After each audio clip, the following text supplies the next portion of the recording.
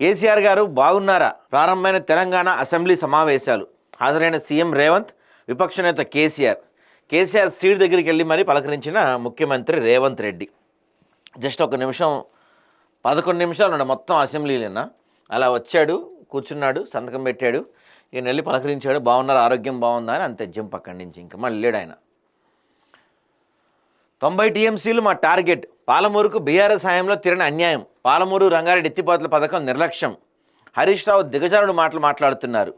DPR ఆమోదం పొందకముందే 20,640 కోట్ల ఖర్చు, పైగా 90% పనులు పూర్తిగా దుష్ప్రచారం చేశారు. అప్పట్లో జరిగింది కదా ఇది. ఇక ఇవాళ నుంచి స్టార్ట్ అయినాయి మనకి తిరుమలలో వైకుంఠ ఏకాదశి ఉత్సవాలు స్టార్ట్ అయినాయండి. భారీగా భక్తులు చేరుకున్నారు అక్కడికి. వీఐపీలు కూడా గట్టిగానే వెళ్ళారు. టామ్కామ్ ద్వారా మాత్రమే విదేశాలకు వెళ్ళాలి. బోగస్ ఏజెంట్లు నమ్మి మోసపోవద్దు. గల్ఫ్ వెళ్లే కార్మికుల సమస్యలు పరిష్కరిస్తున్నామని అసెంబ్లీలో పొన్నం ప్రభాకర్ గారు చెప్తున్నారు. అసెంబ్లీ 15 రోజులు జరపాల్సిందే అంటున్నారు. 15 రోజులు పెట్టే సీను ప్రస్తుతానికి మన ప్రభుత్వానికి కనపడతలా. మహా అయితే 3 రోజులు 4 రోజులు, అంతకు మించి అసెంబ్లీ ఉండిద్దని నేనైతే అనుకోవట్లేదు.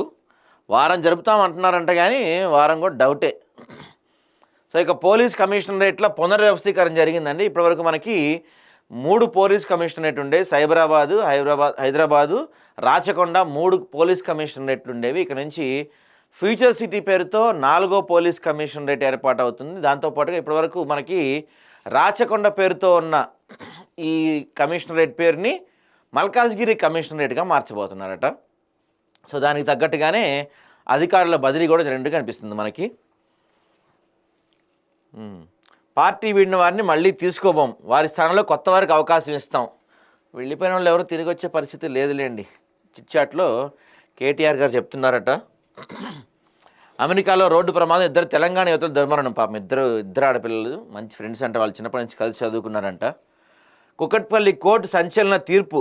మహిళా హత్య కేసులో 14 ఏళ్ళ తర్వాత తీర్పు. హంతకుడికి మరణశిక్ష విధించిన కోర్టు మంచి పని చేసింది. మరణశిక్ష వేస్తేనే మారతారు మనోళ్ళు. చెంగిచెర్లలో చక్రం తిప్పిన నాటి బీఆర్ఎస్ ఎమ్మెల్యే. ధరణి అయినా భూభారతి అయినా డోంట్ కేర్.